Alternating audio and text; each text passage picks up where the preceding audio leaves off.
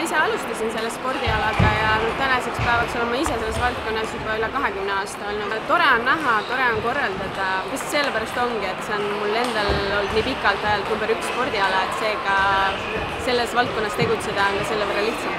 Ise alustasin selle turniiriga 5 aastat tagasi, siis küll Jüri spordihoones, kuna meil toimus nii vähe võistlusi, siis ma mõtlesin, et oleks ka aeg proovida. Esimesed võistlused jäime seal kuskil 80 inimese juurde ja 90 inimest, mis Eesti mõistes oli juba siis päris korralik võistlus, et tänaseks päevaks on see võistlus läinud, ma võin öelda siis Eesti üheks suurimaks, et osalejate arv küündib juba 300 peale, et Läti, Leedu, Venemaa, Soome on kohal ja minu meelest oli ka India, et päris kauge koht ka, et selles mõttes on seltskond ikkagi väga tugeva tasemeline ja päris palju osavõtjaid on ka muudest riikidest.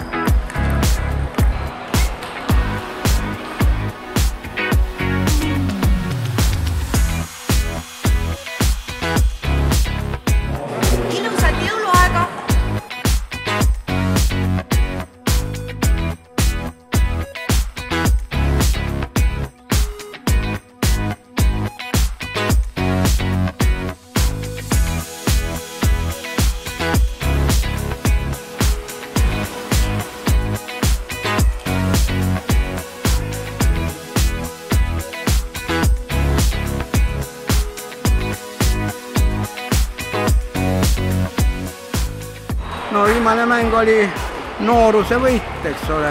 Ma juba õhtupoole enam nii hästi ei mängi nagu hommikupoole ja 3-1 kaotasin poisile, Viljandi poisile.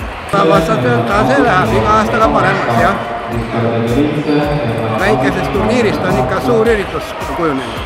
Hobina on ta hea valik muidugi, jah, sest ega siin palju eriti rahaliselt pole tarvis ja on ainult aega vaja ja tahtmist on.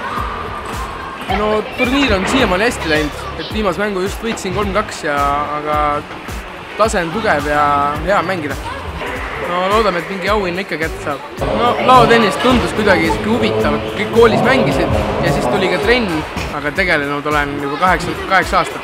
Yeah, it was excellent. Yeah. It's a little bit lucky, not very like... I think if we practice more, he will win. Yeah, he needs some more practice. That's quite a lot of years, but I didn't continue playing all the time. I started playing at quite young, at 10 or 11, but there is a gap. Like 10 years I didn't play. I like tennis very much. It's kind of my life. Yeah. It's very better for my health and it's kind of relaxed, especially in the high pressure like workload.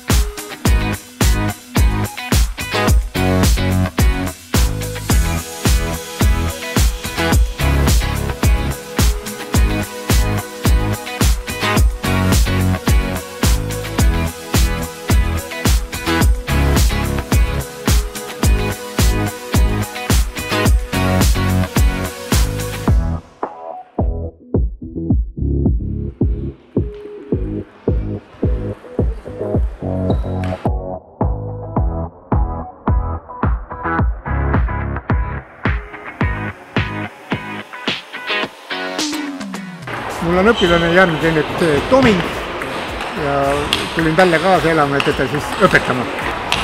Üldiselt rahuldavalt ta jõudis 32 hulka ja seal kaotas Taltsepale. See on kõigepealt mäng ja kõikidele meeldib mängida. See on mäng, kus inimene saab arendada oma kehalisi võimeid, saab arendada oma mõistust, vastane tuleb üle mängida. Ja see on mäng, kus saab emotsioone. Went well.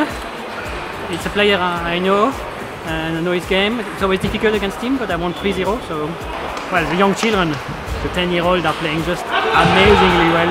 They have very good, solid technique, but they're also already quite strong in the head at this young age. That's quite amazing. It's very physical, yet if you're actually smaller or not so strong and stuff, you don't have a disadvantage. And then I really like that it's such a mind-hacking game. You really have to trick your mind to be relaxed and play well, and that's so complicated, but so amazing when you manage. Hakkasin lapsena tegelema, siis mul tuli pikk paus 25 aastat ja nüüd nii-öelda vanemas eas hakkasin uuesti mängima. Absoluutselt. Ja võid eluaeg mängida. Meil on mängija, kes üle 90 ja mängib need klassid.